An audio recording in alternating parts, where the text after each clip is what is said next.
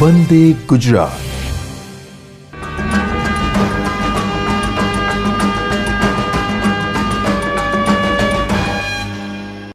નમસ્તે વિદ્યાર્થી મિત્રો, આજે આપણે ધોરણ 12 રસાયણ વિજ્ઞાન એકમ 9 સવર્ગ સંયોજનો વિશે શીખીશું। તો ચાલો વિદ્યાર્થી મિત્રો આપણે એની શરૂઆત કરીએ। સવર્ગ સંયોજનો આધુનિક સમયમાં એ અકાર્બનિક અને જૈવ અકાર્બનિક રસાયણ વિજ્ઞાન અને ઔદ્યોગિક રસાયણ વિજ્ઞાનમાં ખૂબ જ અગત્યના છે। આપણે ડી વિભાગના તત્વો વિશે શીખેલા છીએ કે ડી વિભાગના તત્વો એટલે કે સંક્રાંતિ ધાતુઓ। તો આ જે ધાતુ તત્વો છે એ અનેક ઋણાયનો અને તટસ્થ અણુઓ સાથે સવર્ગ સહસંયોજક બંધથી એટલે કે એક વિશિષ્ટ પ્રકારના સહસંયોજક બંધથી ઇલેક્ટ્રોનની ભાગીદારી દ્વારા જોડાઈ આવા અનેક સંયોજનો બનાવે છે। આ જે સંયોજનો છે એ ઘણા બધા ક્ષેત્રમાં ખૂબ જ ઉપયોગી છે। કુદરતમાં પણ ઘણી બધી જૈવિક પ્રક્રિયાઓની અંદર આ સંયોજનો ખૂબ જ મહત્ત્વના હોય છે। દાખલા તરીકે આપણે જાણીએ છીએ કે ક્લોરોફિલ તો એ મેગ્નેશિયમ ધાતુનો સંકીર્ણ છે જે પ્રકાશ સંશ્લેષણની પ્રક્રિયા માટે ખૂબ જ અગત્યનો ગણાય છે। ત્યાર પછી કહીએ તો હિમોગ્લોબિન જે આપણા રુધિરમાં હોય છે, પ્રાણીઓના રુધિરમાં, એ એફી ધાતુનો સંકીર્ણ છે। બીજો છે આવો વિટામિન B12 જે કોબાલ્ટ ધાતુનો સંકીર્ણ છે। તો આ જે કુદરતમાં રહેલા સંકીર્ણો છે એ જૈવિક પ્રક્રિયાઓમાં પણ ખૂબ જ મહત્ત્વના છે। આ સિવાય સવર્ગ સંયોજનો એ વિવિધ ક્ષેત્રોમાં ખૂબ જ અગત્યતા ધરાવે છે। દાખલા તરીકે ધાતુ કર્મવિધિની પ્રક્રિયાઓમાં, ઉદ્દીપન કાર્યમાં, પછી પ્રયોગશાળા કહીએ તો પ્રયોગશાળામાં વૈશ્લેષિક પ્રક્રિયકો તરીકે છે। આ ઉપરાંત આ સંયોજનો એ રંગકામમાં, જેમ કે ટેક્સટાઇલ ઉદ્યોગમાં કાપડ ઉપર રંગ ચડાવવો હોય તો એ રંગકામમાં પણ ખૂબ જ અગત્યના છે। ત્યાર પછી ઇલેક્ટ્રોપ્લેટિંગ એટલે કે એક ધાતુ ઉપર બીજી ધાતુનું વિદ્યુત ઢોળ ચડાવવો હોય તો એમાં પણ સવર્ગ સંયોજનો બહુ જ અગત્યના છે। એટલે આમ સવર્ગ સંયોજનો એ લગભગ મોટાભાગના બધા જ ક્ષેત્રોમાં એની ઉપયોગિતા છે। સવર્ગ સંયોજનો વિશે સૌ પ્રથમ સમજૂતી આપનાર હતા આલ્ફ્રેડ વર્નર। એમણે ઘણા બધા સવર્ગ સંયોજનોનો એક સામાન્ય સરળ પદ્ધતિઓથી અભ્યાસ કરેલો અને એના ઉપરથી એમણે જે પણ મુદ્દાઓ રજૂ કર્યા એ વર્નરના સિદ્ધાંત તરીકે ઉપયોગી છે। તો વર્નરે સવર્ગ સંયોજનોમાં સૌ પ્રથમ એ ધાતુની પ્રાથમિક અને દ્વિતીયક સંયોજકતાની રજૂઆત કરેલી। તો પ્રાથમિક સંયોજકતા કે જેને આપણે સારી રીતે જાણીએ છીએ, દાખલા તરીકે ક્રોમિયમ ક્લોરાઇડ Cr3, તો આમાં આપણે ક્રોમિયમનું ઓક્સિડેશન આ ગણીએ તો એ આવે છે +3। તો આ એ કહેવાય છે ક્રોમિયમની પ્રાથમિક સંયોજકતા। આવું બીજું સંયોજન કહીએ તો COCl2, તો અહીંયા આગળ આપણે કોબાલ્ટનું ઓક્સિડેશન આ ગણીએ તો એ +2 થશે। તો અહીંયા કોબાલ્ટની પ્રાથમિક સંયોજકતા +2 છે। એટલે આમ ધાતુ આયનોની પ્રાથમિક સંયોજકતા એના વિશે આપણે માહિતગાર કહેવાય છે।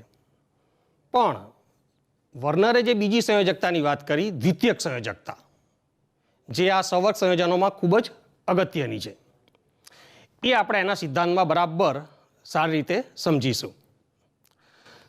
તો હવે વર્નરે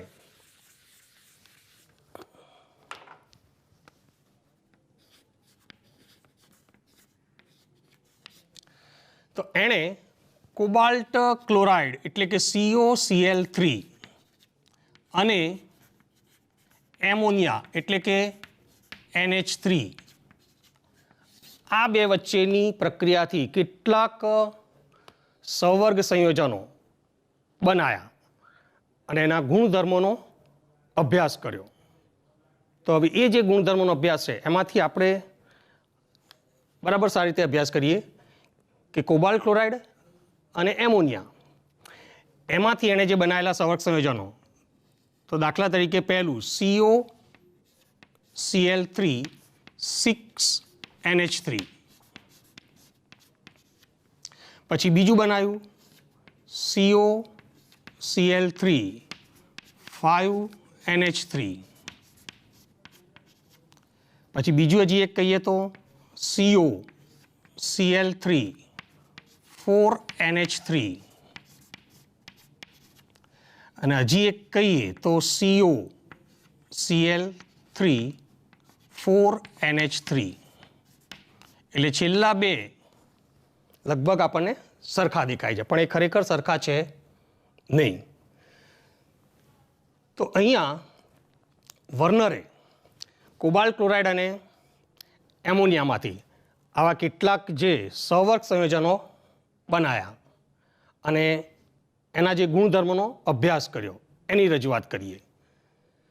તો પહેલી રજૂઆત દાખલા તરીકે આ દરેક સંયોજનના 1 મોલ જથ્થાને પાણીમાં ઓગાળી એનું દ્રાવણ બનાવ્યું.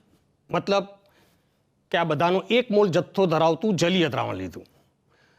જો એની અંદર સિલ્વર નાઇટ્રેટ AgNO3 નું વધુ પ્રમાણ ધરાવતું ઠંડુ દ્રાવણ ઉમેરવામાં આવે, આનું વધુ પ્રમાણમાં ઠંડુ દ્રાવણ ઉમેરવામાં આવે,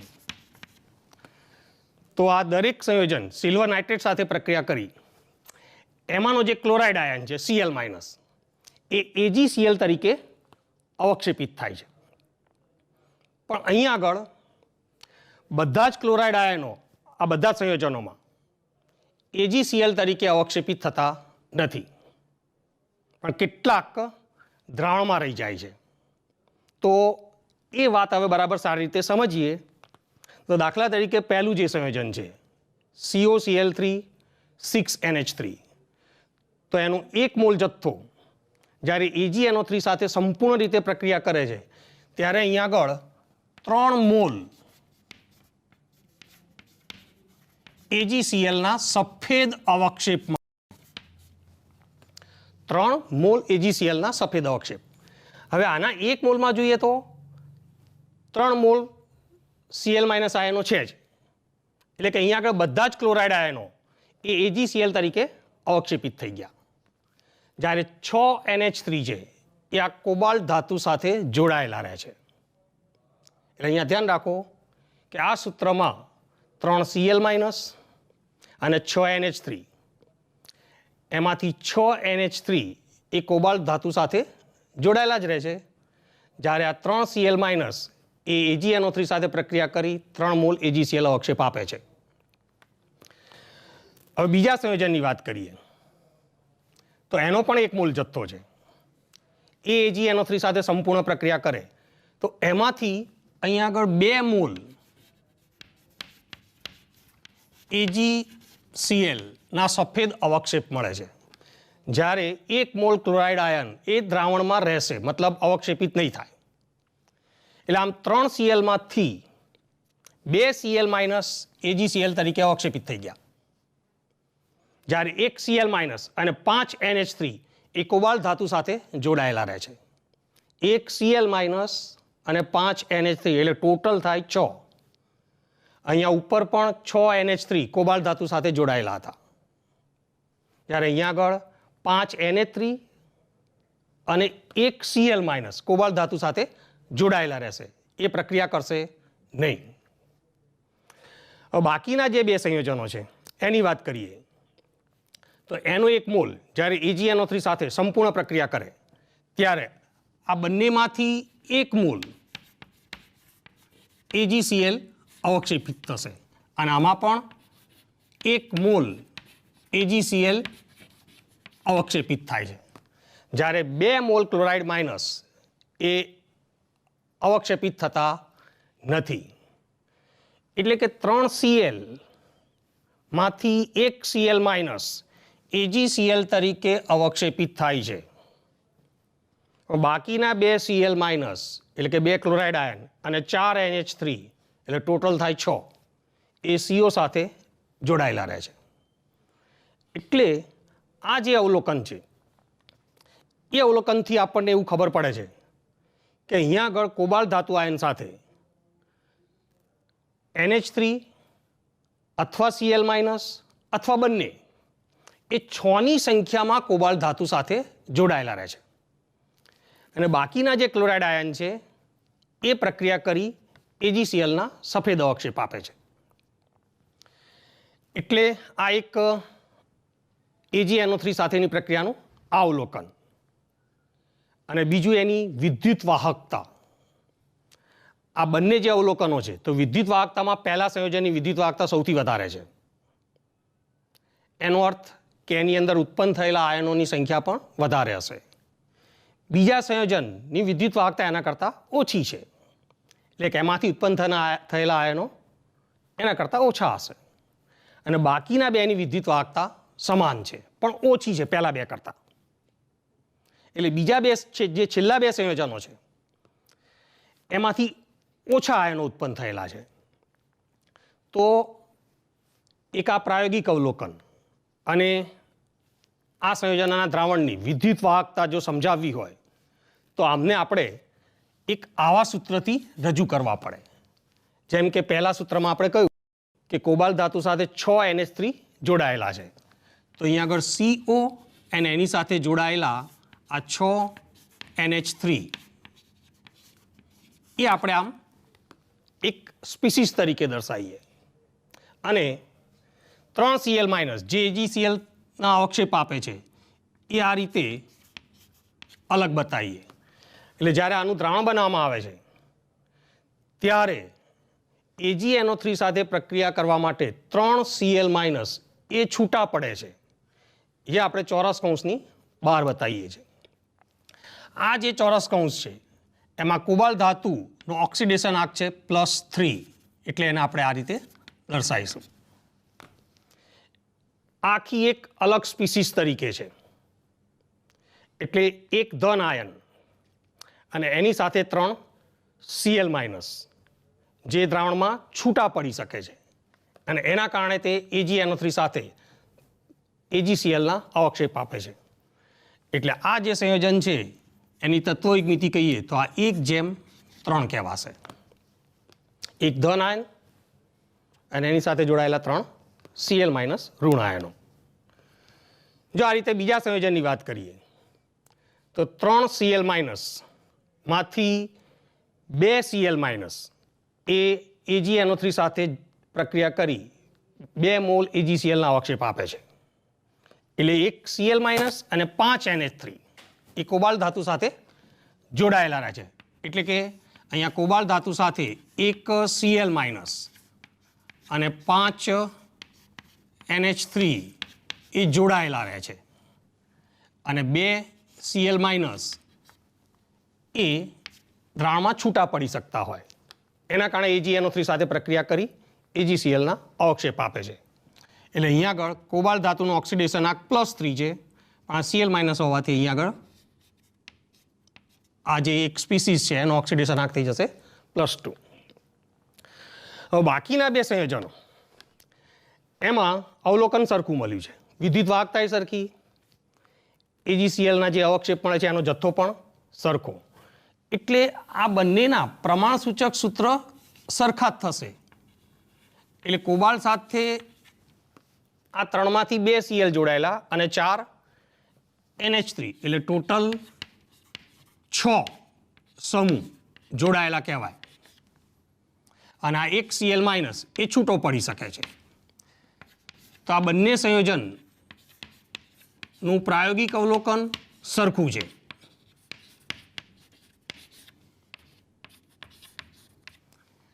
એટલે આમ આ જે એક પ્રાયોગિક અવલોકન છે એ આપણે બે બાબતો સમજાવી શકીએ.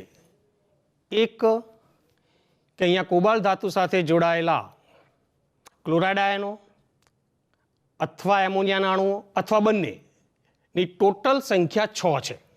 જેમ કે અહીંયા 6 NH3 જોડાયા. અહીંયા જોઈએ તો 1 Cl માઇનસ અને 5 NH3 એટલે ટોટલ 6 આની સાથે જોડાયા. આ બંનેમાં જોઈએ તો 2 Cl માઇનસ અને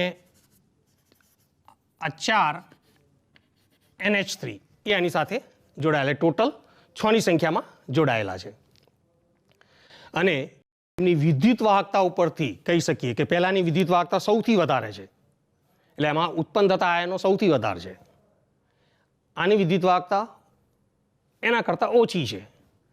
અને અહીંયા આગળ આપણે જોઈએ તો 1 ધન આયન અને 2 ઋણ આયન, એટલે આની તત્વયુગ મિતિ થશે 1:2. જ્યારે બાકીના બંનેની તત્વયુગ મિતિ સરખી થશે 1:1, 1 ધન આયન અને 1 ઋણ આયન. એટલે આમ વર્નરે આજે કોબાલ્ટ ક્લોરાઇડ અને એમોનિયા વચ્ચેની પ્રક્રિયાથી આવા કેટલાક જે સંવર્ત સંયોજનો બનાયા, તો એનું આ એક પ્રાયોગિક પદ્ધતિથી અભ્યાસ કર્યો. તો આ મુખ્ય 2 વાતો આમાં રજૂ કરી કે અહીંયા કોબાલ્ટ ધાતુ સાથે જોડાયેલા ઋણ આયનો અથવા તટસ્થ અણુઓની ટોટલ સંખ્યા 6 છે.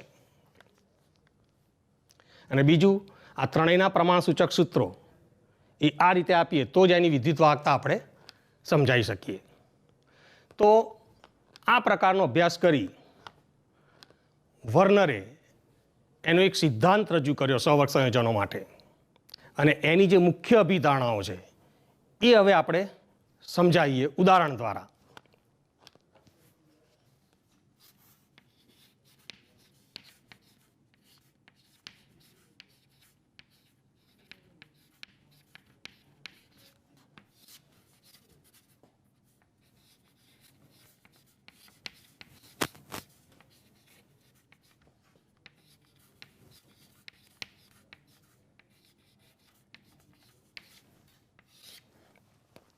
હા, હવે આપણે અહીં આગળ એક આ ઉદાહરણ લઈએ.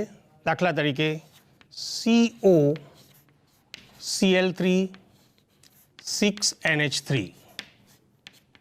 કે જેનું આપણે સૂત્ર લખેલું CONH3 6 3Cl માઇનસ. હવે આના ઉપરથી વર્નરે જે સિદ્ધાંત રજૂ કર્યો તેની અભિધારણાઓ આપણે આના ઉદાહરણ દ્વારા જોઈએ. તો આ સંયોજનમાં 6 એમોનિયાના અણુ એ કોબાલ્ટ ધાતુ સાથે આ રીતે ચોક્કસ ભૌમિતિક રચનામાં જોડાયેલા છે. જે રજૂઆત કરીએ.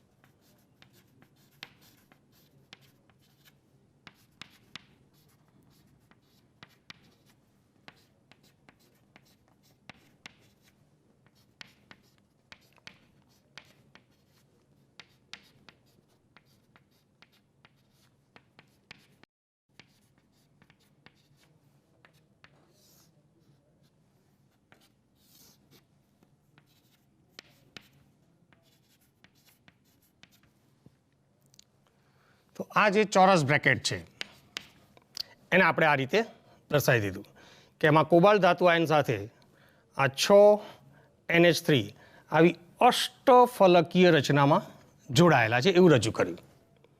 આ જે 4 NH3 છે એ એક આવા આડા સમતલમાં છે જે સમચોરસ રચનામાં છે.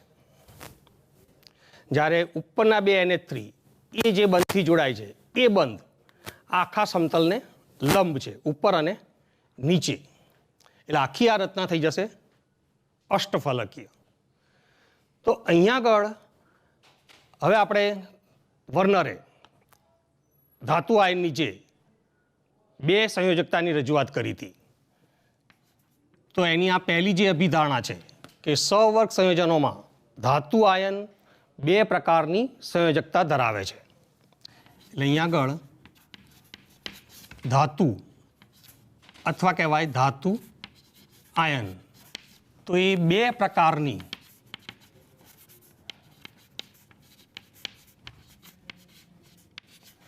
સંયોજકતા ધરાવે છે.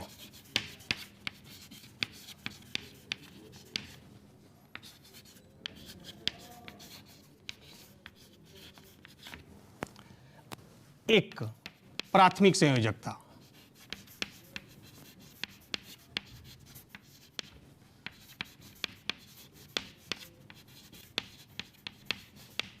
અને બીજી દ્વિતીયક સંયોજકતા.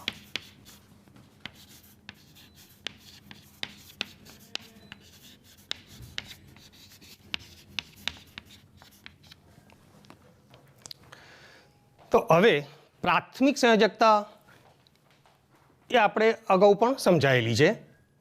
પ્રાથમિક સંયોજકતા એટલે ધાતુનો ઓક્સિડેશન આંક જ છે. જેમ કે અહીંયા આગળ આપણે જોઈએ તો આ કોબાલ્ટનો ઓક્સિડેશન આંક એ +3 જ થશે. કેમ કે આ 6 NH3 એ તટસ્થ છે, એનો વીજભાર 0 છે.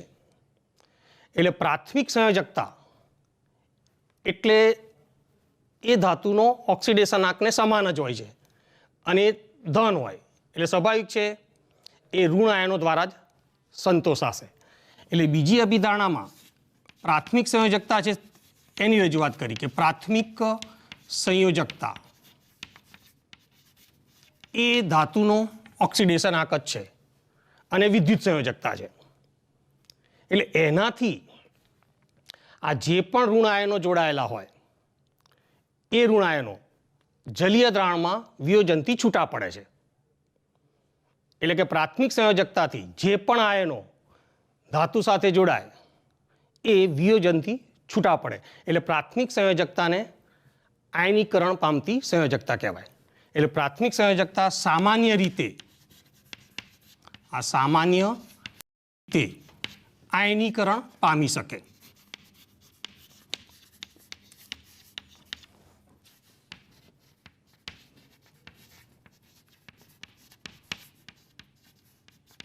અને એ ધન જ હોય છે. એટલે પ્રાથમિક સંયોજકતા હંમેશા ઋણ આયનો વડે સંતોષાય. એટલે આયનીકરણ પામી શકે તેવી હોય છે અને તે ઋણ આયનો વડે સંતોષાય છે.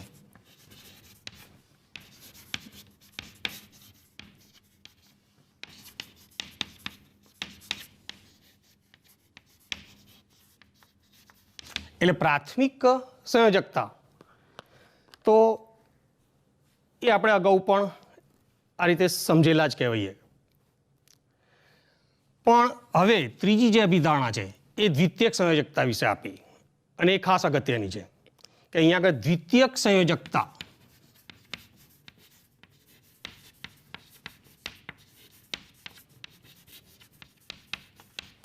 તો એની રજૂઆત કરીએ તો દ્વિતીયક સંયોજકતા એટલે એવી સંયોજકતા છે કે જેના દ્વારા જે પણ અણુ કે ઋણ આયન ધાતુ સાથે જોડાય છે એ દ્રાવણમાં છૂટા પડતા નથી. એટલે દ્વિતીયક સંયોજકતા એ બિન આયનીકરણ ગણાય છે. આ બિન આયનીકરણ છે.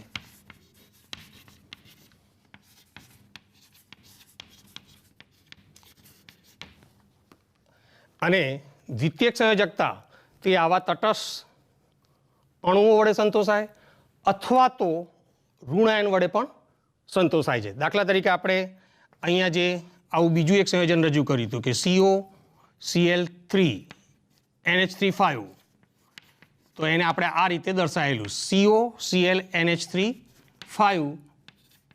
2+ અને 2Cl - 12. તો અહીંયા આગળ કોબાલ્ટ સાથે આ 5 NH3 અને 1 Cl- એ દ્વિતીયક સંયોજકતાથી જોડાયેલા છે. એટલે આ જે Cl- છે એ જલીય દ્રાવણમાં વિયોજનથી છૂટો પડશે નહીં, પણ આ 2 Cl- જ છૂટા પડે છે. એટલે જે AgNO3 સાથે AgCl અવક્ષેપ આપે છે. જ્યારે અહીંયા આગળ જોઈએ તો આ 3 Cl- વિયોજનથી છૂટા પડતા હતા. એટલે જ આ સંયોજન એ AgNO3 સાથે 3 મોલ AgCl સફેદ અવક્ષેપ આપે છે. એટલે આમ દ્વિતીયક સંયોજકતાથી જે પણ અણુ કે આયન જોડાય છે એ વિયોજનથી છૂટા પડતા નથી. અને આ દ્વિતીયક સંયોજકતા એ કાં તો ઋણ આયનો વડે અથવા તો તટસ્થ અણુઓ વડે સંતોષાય છે. એટલે અને તે કાં તો ઋણ આયન વડે અથવા તટસ્થ અણુ વડે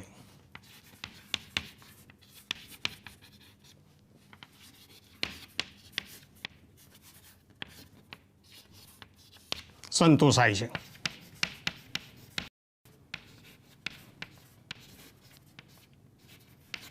એટલે અહીંયા આગળ સવર્ગ સંયોજનોમાં ખાસ દ્વિતીયક સંયોજકતા એ વધારે મહત્વની છે. એટલે ફરીથી કહીએ કે દ્વિતીયક સંયોજકતાથી જે પણ અણુ કે આયન એ ધાતુ આયન સાથે જોડાય એ જલીય દ્રાવણમાં વિયોજનથી છૂટા પડી શકતા નથી. એટલે આ આયનો એ છૂટા ના પડી શકતા હોવાથી એ પ્રક્રિયા કરી અવક્ષેપ પણ આપતા નથી. પછી બીજી વાત કે દ્વિતીયક સંયોજકતા એ ધાતુ આયનનો સવર્ગાંક પણ ગણાય છે. આ દ્વિતીયક સંયોજકતા એ ધાતુ આયનનો સવર્ગાંક પણ ગણી શકાય. એટલે તે ધાતુ આયનનો સવર્ગાંક હોય છે.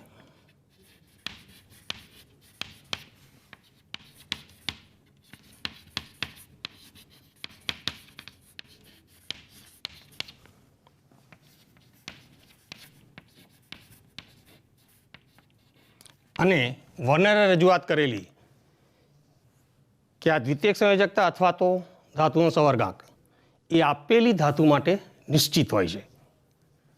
તે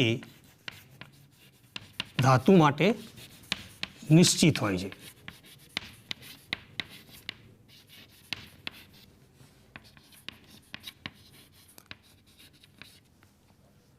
પણ પાછળથી જ્યારે સવર્ગ સંયોજનો વિશે વધુ અભ્યાસ થયો ત્યારે પછી એવું સાબિત થયેલું છે કે એક જ ધાતુ આયન એ જુદા જુદા સવર્ગાંક ધરાવી શકે છે.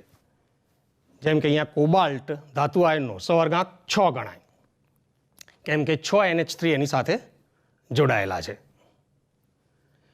પણ એવા પણ સંયોજનો અત્યારે અસ્તિત્વ ધરાવે કે જેમાં કોબાલ્ટ ધાતુ આયન 4 સવર્ગાંક ધરાવે.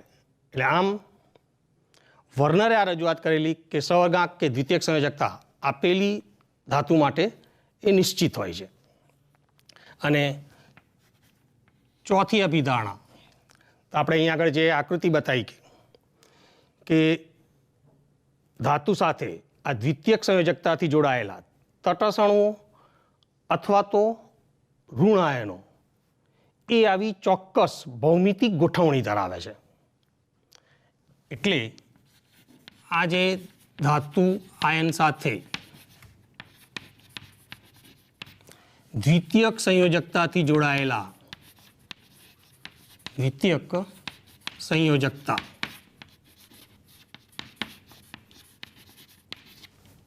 જોડાયેલા અથવા બંધિત થયેલા કહેવાય.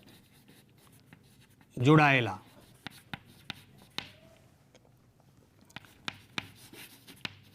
ઋણ આયનો અથવા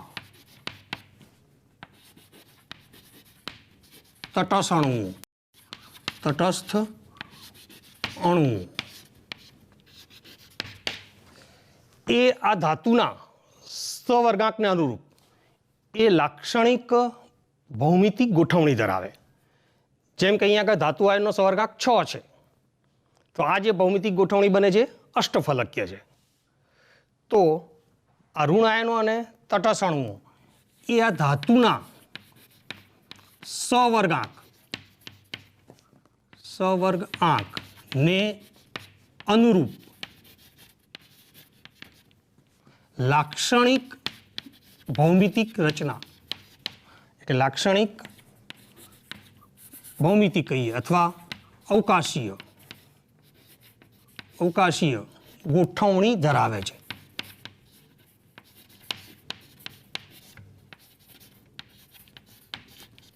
તો આવી જે જુદી જુદી અવકાશીય ગોઠવણીઓ બને એને સવર્ગ બહુફલકીય અથવા સવર્ગ બહુતલીય કહે છે, જેને ઇંગ્લિશમાં પોલીહેડ્રોન અથવા પોલીહેડ્રા કહે છે. એટલે આને સવર્ગ બહુફલકીય કહે છે, અથવા તો એને સવર્ગ બહુતલીય તરીકે ઓળખવામાં આવે છે. તો વર્નરના સિદ્ધાંત ત્યાં 4 મુખ્ય અભિધારણાઓ છે, જે આપણે આ ઉદાહરણમાં પણ જોઈ શકીએ છીએ. એટલે ફરીથી વાત કરીએ તો જો ધાતુ આયન 2 પ્રકારની સંયોજકતા ધરાવે. દાખલા તરીકે કોબાલ્ટ ધાતુ આયન એ દ્વિતીયક અને પ્રાથમિક સંયોજકતા ધરાવે. તો પ્રાથમિક સંયોજકતા ફક્ત ઋણ આયન વડે સંતોષાય છે, જે આ ચોરસ કૌંસની બહાર દર્શાવાય છે. જ્યારે દ્વિતીયક સંયોજકતાથી આવા જે અણુઓ અથવા આયનો જોડાય એને ચોરસ કૌંસમાં દર્શાવાય છે. પ્રાથમિક સંયોજકતાથી જે પણ ઋણ આયનો જોડાય એ જલીય દ્રાવણમાં આયનીકરણથી છૂટા પડી શકે છે. એટલે પ્રાથમિક સંયોજકતા આયનીકરણ પામે તેવી કહેવાય. દ્વિતીયક સંયોજકતાથી જે પણ તટસ્થ અણુઓ કે ઋણ આયનો જોડાય એ જલીય દ્રાવણમાં મુક્ત થતા નથી. એટલે દ્વિતીયક સંયોજકતા એ બિન આયનીકરણ કહેવાય છે. એટલે અહીંયા ચોરસ કૌંસમાં જે પણ પરમાણુઓ કે આયનો છે કે અણુઓ છે એ વિયોજનથી છૂટા પડશે નહીં, આખી એક સ્પીસીસ તરીકે વર્તશે, એનું આયનીકરણ થતું નથી. પછી દ્વિતીયક સંયોજકતા એટલે ધાતુ સાથે આ જે પણ જોડાયેલા ઋણ આયનો અથવા તટસ્થ અણુઓ છે એના દ્વારા રચાતા સવર્ગ સહસંયોજક બંધની સંખ્યા ગણાય છે, અને એને જ ધાતુનો સહઅર્ગાંક પણ ગણવામાં આવે છે. અને આપણે કહ્યું એમ કે વર્નર એવી રજૂઆત કરી હતી કે આપેલી ધાતુ માટે આ સહઅર્ગાંક નિશ્ચિત હોય છે, પણ પાછળથી સાબિત થયેલું કે એક જ ધાતુ આયન એક કરતાં વધુ સહઅર્ગાંક ધરાઈ શકે. અને છેલ્લી અભિધારણામાં એવી રજૂઆત કરી કે અહીંયા આગળ ધાતુ આયન સાથે જોડાતા આવા ઋણ આયનો કે તટસ્થ અણુઓ એ ધાતુના સહઅર્ગાંકને અનુરૂપ આવી લાક્ષણિક અવકાશીય ગોઠવણી ધરાવે છે. એ એક ચોક્કસ પ્રકારનો ભૌમિતિક આકાર રચાય છે, જેમ કે આ ભૌમિતિક આકાર અષ્ટફલકીય છે. તો આવી જે ભૌમિતિક રચના બને છે ધાતુ આયનની આસપાસ એને કહેવાય છે સવર્ગ બહુફલકીય અથવા પોલીહેડ્રોન અથવા બહુતલીય કે સવર્ગ બહુતલીય કહેવાય છે. તો વર્નરનો સિદ્ધાંત એ આ ચેપ્ટરમાં પરીક્ષા માટે ખૂબ જ અગત્યનો ગણાય છે. એટલે આ એની 4 અભિધારણાઓ એ આ ઉદાહરણ દ્વારા એ સહેલાઈથી આપણે યાદ રાખી શકીએ છીએ. હા, હવે અભિધારણા ઉપરાંત વર્નરે જે બીજી રજૂઆતો કરી એ સામાન્ય રજૂ કરીએ આપણે. હવે આપણે આજે સંયોજનો દર્શાયા તો એમાં એક રજૂઆત કરીએ કે જે ચોરસ કૌંસમાં સ્પીસીસ દર્શાવાય છે, જેમ કે આ ચોરસ કૌંસમાં દર્શાવેલી સ્પીસીસ CO NH3 આ એક એકાકી સ્પીસીસ તરીકે વર્તે છે, જેની અંદર રહેલા આયનો કે અણુઓ એ છૂટા પડી શકતા નથી. જ્યારે એની બહાર આના વીજભારને તટસ્થ કરવા માટે જે પણ આ ઋણ આયનો લખાય છે એ પ્રતિ આયન તરીકે ઓળખાય છે. આને કહેવાય છે પ્રતિ આયનો અથવા કાઉન્ટર આયનો, જે આ ચોરસ કૌંસમાં દર્શાવેલી જે સ્પીસીસ છે એના વીજભારને બેલેન્સ કરે છે. તો આને કહેવાય છે પ્રતિ આયનો. ત્યાર પછી આપણે અહીં આગળ કહ્યું કે આ એક લાક્ષણિક અવકાશીય ગોઠવણી ધરાવે છે. તો જે સંક્રાંતિ ધાતુઓ છે એટલે ડી વિભાગની ધાતુઓ, સંક્રાંતિ ધાતુઓ કે જે આવા સવર્ગ સંયોજનો બનાવે છે અથવા એને સંકીર્ણ સંયોજનો પણ કહે છે, એમાં જોવા મળતી આવી ભૌમિતિક રચનાઓમાં એક આ અષ્ટફલકીય તો અષ્ટફલકીય રચના, પછી બીજી કહીએ તો સમચતુષ્ફલકીય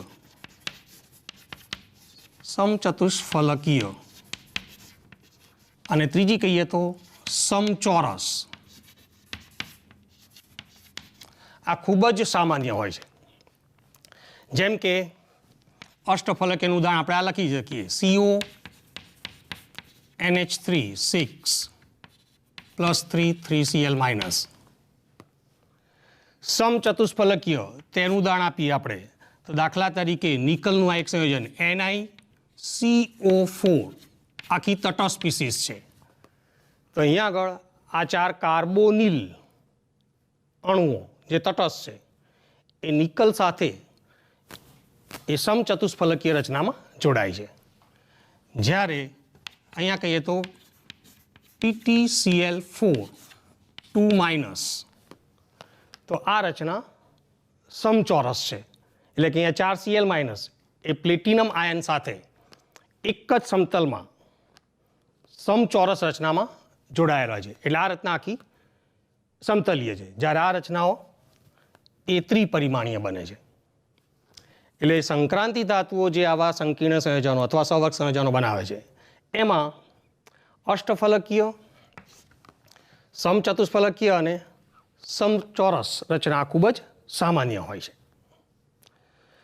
તો વર્નરનો સિદ્ધાંત અથવા એની અભિધારણા કહીએ તે આપણે અહીંયા આગળ આ રીતે આ સમજાવી શકીએ.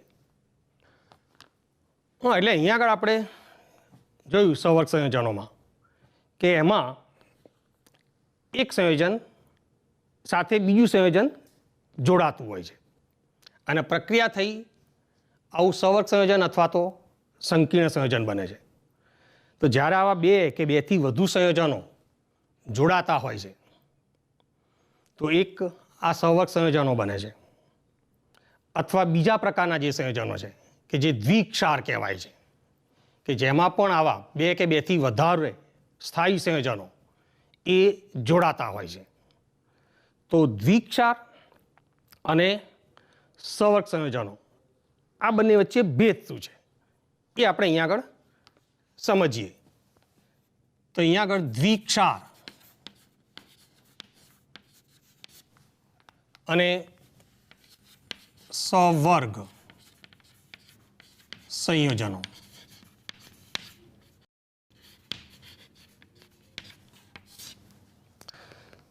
તો બંને જે રીતે બને છે એ વાત સામાન્ય છે કે આ બંને સંયોજનો એ 2 કે 2થી વધુ સ્થાયી સંયોજનોના તત્વયુગ્મિતીય ગુણોત્તરમાં સંયોગીકરણથી રચાતા હોય છે.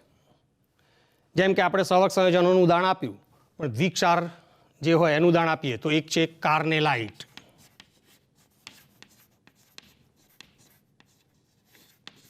એટલે KCl MgCl2 6H2O છે. આ કાર્નેલાઇટ છે. આ જ રીતે કહીએ તો એક મોહરનો ક્ષાર છે.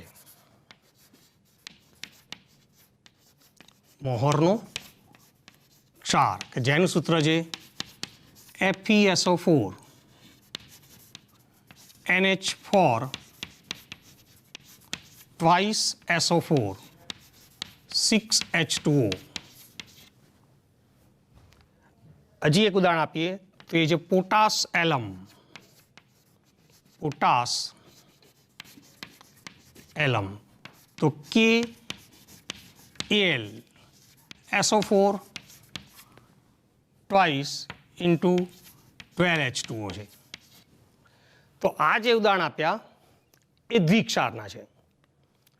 જ્યારે અહીંયા સવર્ગ સંયોજનનું આપણે ઉદાહરણ આપીએ તો માની લો કે આવું એક સંયોજન K4 FeCN6, તો આ સવર્ગ સંયોજનનું ઉદાહરણ છે. એને આપણે આ રીતે પણ લખી શકીએ અહીંયા આગળ.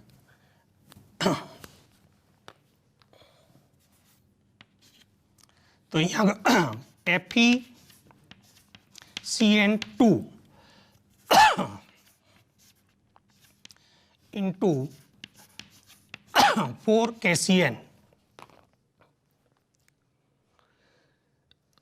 હવે આ બેમાં મુખ્ય તફાત શું છે આપણે જોઈએ.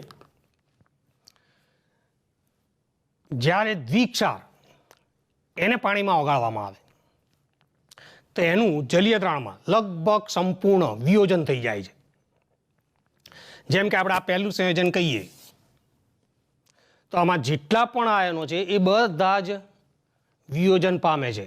એટલે એના વિયોજનથી આપણને અહીંયા K પ્લસ મળે, પછી બીજો Mg+2 આયન મળે, ત્રીજો Cl- મળે અને પાણી તટસ્થ અણુ છે. તો આ બધા જ આયનો વિયોજનથી છૂટા પડે છે અને દરેક એની કસોટી દર્શાવે છે, જેનાથી ખાતરી થાય કે આ આયનો જલીય દ્રાવણમાં મુક્ત થયેલા છે. જો કસોટી ના દર્શાવે તો એનો અર્થ એવો થાય છે કે આ આયનો જલીય દ્રાવણમાં મુક્ત થયા નથી. જેમ કે આપણે પ્રેક્ટિકલમાં ઘણીવાર આ કસોટી કરેલી હોય K પ્લસ માટે, કે K પ્લસના દ્રાવણમાં જો સોડિયમ કોબાલ્ટી નાઇટ્રાઇટ ઉમેરવામાં આવે તો K પ્લસને કારણે અહીંયા આગળ પીળા અવક્ષેપ મળે છે.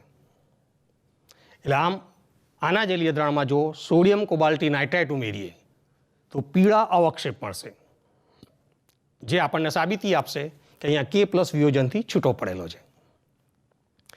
એ જ રીતે Mg2+ છૂટો પડ્યો છે કે નહીં એના માટેની પણ કસોટી આવે છે, જે એની અંદર એમોનિયમ કાર્બોનેટનું દ્રાવણ ઉમેરવામાં આવે તો અહીંયા આગળ MgCO3 ના સફેદ અવક્ષેપ મળે છે, જે દર્શાવે છે કે આ જલીય દ્રાવણમાં Mg2+ આયનો વિયોજનથી છૂટા પડેલા છે. Cl- તેની કસોટી ખૂબ જ જાણીતી, જે હમણાં રજૂ કરી આપણે, કે AgNO3 સાથે સફેદ અવક્ષેપ આપે. એટલે આનું જલીય દ્રાવણ સોડિયમ કોબાલ્ટી નાઇટ્રાઇટ સાથે પીળા અવક્ષેપ આપે K પ્લસને કારણે, એમોનિયમ કાર્બોનેટ સાથે સફેદ અવક્ષેપ આપે Mg2+ને કારણે, અને AgNO3 સાથે પણ સફેદ અવક્ષેપ આપે જે Cl- ને કારણે છે. એ જ પ્રમાણે જો આ મોરનો ક્ષાર લઈએ તો એને પાણીમાં ઓગાળીએ તો અહીંયા આગળ વિયોજનથી એક Fe2+ આયનો મળશે, બીજા NH4+ એટલે કે એમોનિયમ આયનો, અને ઋણ આયનમાં સલ્ફેટ SO4 2- મળે છે. તો આ બધા જ આયનો જલીય દ્રાવણમાં એની કસોટી દર્શાવે છે. જેમ કે Fe2+ કહીએ તો એમોનિયમ હાઇડ્રોક્સાઇડ નું દ્રાવણની અંદર ઉમેરીએ તો લીલા અવક્ષેપ આપશે, અને જે આપણને ખાતરી આપે છે કે એમાં Fe2+ આયન મુક્ત છે. જ્યારે NH4+ માટે ખૂબ જ જાણીતી કસોટી છે નેસ્લરનો પ્રક્રિયક અંદર ઉમેરો, તો NH4+ જો હાજર હોય તો એના કારણે તપકીરિયા એટલે કે કથ્થઈ રંગના અવક્ષેપ આપે છે, જે આપણને દર્શાવશે કે અહીંયા NH4+ એ મુક્ત થયેલા છે. જ્યારે SO4 2- તો આ જલીય દ્રાવણમાં જો BaCl2 અથવા BaNO3 નું જલીય દ્રાવણ ઉમેરીએ તો એ સફેદ અવક્ષેપ આપે છે. એટલે આમ જો દ્વિક્ષાર હોય તેમાં જેટલા પણ આયનો હોય એ જલીય દ્રાવણમાં વિયોજન થાય છે અને એમની કસોટી દર્શાવશે. એ જ રીતે પોટાશિયમમાં પણ K પ્લસ એની કસોટી બતાવશે, Al3+ એની કસોટી બતાવશે, SO4 2- પણ એની કસોટી બતાવશે. એટલે આમ દ્વિક્ષાર એવો ક્ષાર છે કે એમાં જેટલા પણ આયનો સંયોજિત છે એ જલીય દ્રાવણમાં એમની કસોટી દર્શાવે છે, કારણ કે આ બધા જ આયનો જલીય દ્રાવણમાં મુક્ત થાય છે. પણ સહવર્ગ સંયોજનોમાં એવું થતું નથી. જો આપણે આને જલીય દ્રાવણમાં ઓગાળીએ તો આ જે K પ્લસ છે, જે ચોરસ કૌંસની બહાર છે, એ વિયોજન છૂટો પડશે.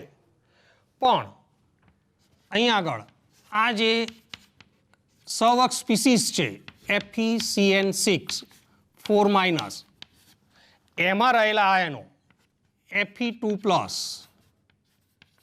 અને Cn- આ વિયોજન પામતા નથી,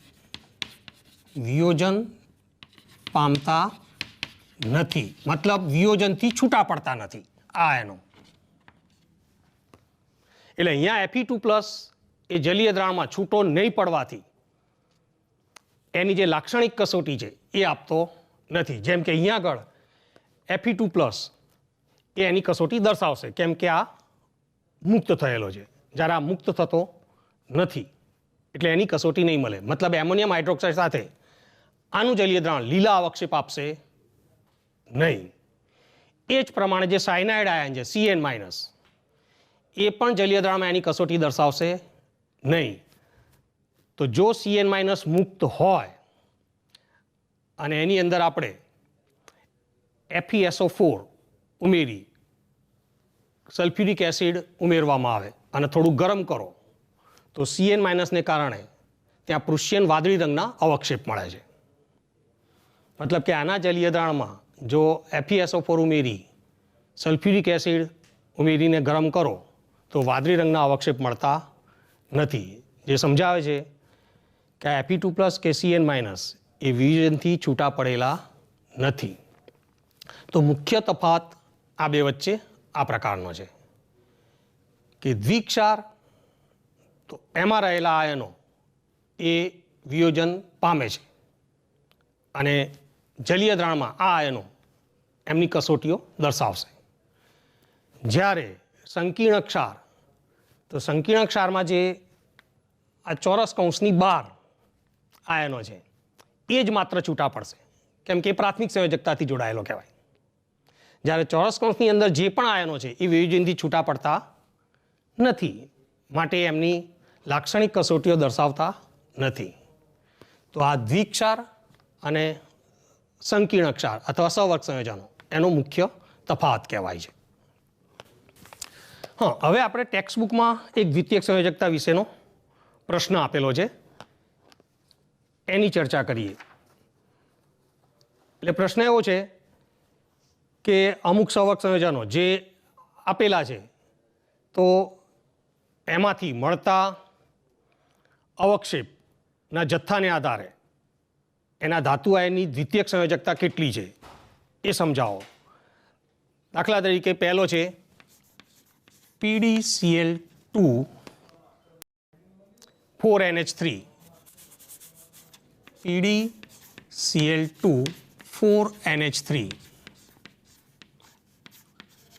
આ એક સંકીર્ણ સંયોજન. તો હવે એમાં જો વધુ પ્રમાણમાં AgNO3 ઉમેરવામાં આવે, વધુ પ્રમાણમાં AgNO3 ઉમેરવામાં આવે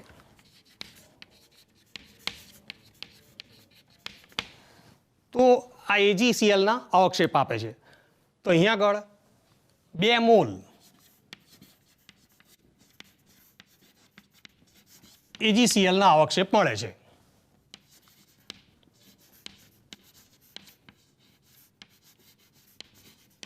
તો આ જે Pd2+ છે તો એની દ્વિતીયક સંયોજકતા કેટલી? તો આપણે આગળ સમજાયું કે અહીંયા આગળ 2 Cl છે, એટલે આનો 1 મોલ જથ્થો દ્રાવણમાં છે અને એમાં વધુ પ્રમાણમાં AgNO3 નાખો તો આપણને 2 મોલ AgCl મળે છે. મતલબ આ બંને Cl માઇનસ એ AgNO3 સાથે પ્રક્રિયા કરે છે. મતલબ કે એ જે Cl માઇનસ છે એ આ રીતે ચોરસ કૌંસની બહાર છે, કેમ કે વિયોજનથી છૂટા પડે છે. તો Pd સાથે માત્ર આ 4 NH3 જ એ દ્વિતીયક સંયોજકતાથી જોડાયેલા હોય. એટલે કે અહીંયા આગળ Pd તેની દ્વિતીયક સંયોજકતા એ 4 હોવી જોઈએ. એ આપણે આ અવલોકન ઉપરથી કહી શકીએ. બીજું સંયોજન આપેલું છે NiCl2 6H2O, NiCl2 6H2O, જો એમાં પણ આનો પણ 1 મોલ, એમાં વધુ પ્રમાણમાં AgNO3નું દ્રાવણ ઉમેરવામાં આવે તો અહીંયા પણ આ 2 મોલ AgClના અવક્ષેપ મળે છે. મતલબ કે અહીંયા પણ બંને Cl માઇનસ વિયોજનથી છૂટા પડ્યા. તો આ પાણીના જે 6 અણુઓ છે એ જ માત્ર Ni સાથે દ્વિતીયક સંયોજકતાથી જોડાયેલા હોવા જોઈએ. એટલે આમ Ni2+ની દ્વિતીયક સંયોજકતા અહીંયા કેટલી છે? 6, જેમ અહીંયા 4 છે, એવું આપણે કહી શકીએ. ત્રીજું આપેલું છે PtCl4 2HCl, PtCl4 2HCl. તો જ્યારે એની પ્રક્રિયા વધુ પ્રમાણમાં AgNO3 સાથે કરીએ તો અહીંયા આગળ 0 મોલ અવક્ષેપ, મતલબ કે અહીંયા અવક્ષેપ મળતા નથી. વધુ પ્રમાણમાં AgNO3 સાથે પ્રક્રિયા કરો તો અહીંયા અવક્ષેપ મળતા નથી. એનો અર્થ કે આ 4 Cl માઇનસ અને બંને HCl એ પ્લેટિનમ સાથે દ્વિતીયક સંયોજકતાથી જોડાયેલા હોવા જોઈએ કે આનું સૂત્ર આ રીતે થઈ જાય. એટલે 4 Cl માઇનસ અને 2 HCl એ પ્લેટિનમ સાથે જોડાયા એટલે અહીંયા પણ દ્વિતીયક સંયોજકતા થઈ ગઈ એની 6. એ જ પ્રમાણે COCl3 4NH3 COCl3 4NH3 જો આમાં વધુ પ્રમાણમાં AgNO3 ઉમેરવામાં આવે તો 1 મોલ AgClના અવક્ષેપ મળે છે. મતલબ કે અહીં આગળ 3 Clમાંથી 1 Cl એ ચોરસ કૌંસની બહાર આ રીતે વિયોજન પામે છે એટલે એ અવક્ષેપ આપે છે. પણ બાકીના 2 Cl અને 4 NH3 એટલે કે COCl2 અને 4 NH3 આમ ટોટલ 6 એ કોબાલ્ટ સાથે દ્વિતીયક સંયોજકતાથી જોડાયેલા છે કે અહીંયા પણ આની દ્વિતીયક સંયોજકતા 6 થશે. અને આ જ પ્રમાણે બીજું આપેલું છે એક PTCl2 2NH3 PTCl2 2NH3 જ્યારે આમાં વધુ પ્રમાણમાં AgNO3 ઉમેરીએ તો અહીંયા પણ અવક્ષેપ મળતા નથી. મતલબ બંને Cl અને બંને NH3 એ પ્લેટિનમ સાથે દ્વિતીયક સંયોજકતાથી જોડાયેલા હોવા જોઈએ. એટલે અહીંયા પણ આનો સહગુણાંક કેટલો થયો 2 અને 2 4. એટલે આ એક ટેક્સ્ટબુકમાં આપેલું ઉદાહરણ છે કે જ્યારે આ સંકીર્ણ સંયોજનોની વધુ પ્રમાણમાં AgNO3 સાથે પ્રક્રિયા કરીએ તો આ દરેકના 1 મોલ એ કેટલા મોલ AgClના અવક્ષેપ આપે છે. તો આ દરેકમાં ધાતુ આયનની દ્વિતીયક સંયોજકતા કેટલી હોય તે આપણે સહેલાઈથી સમજાવી શકીએ. તો વિદ્યાર્થી મિત્રો, આજે આપણે સહવર્ગ સંયોજનો વિશે જે વર્ણનનો સિદ્ધાંત છે એને સમજ્યા અને એમાં આપણે ખાસ ધાતુની પ્રાથમિક અને દ્વિતીયક સંયોજકતા વિશે સમજૂતી આપી અને બીજું કે દ્વિક્ષાર અને સંકીર્ણ ક્ષાર વચ્ચે શું ભેદ હોય છે એ સમજાયો. હવે પછીના સેશનમાં આપણે તો આ સહવર્ગ સંયોજનોને લગતી કેટલીક અગત્યની જે સંકલ્પનાઓ છે અથવા કેટલાક પર્યાયો છે એની વ્યાખ્યા અથવા એની સમજૂતી જોઈશું. નમસ્કાર.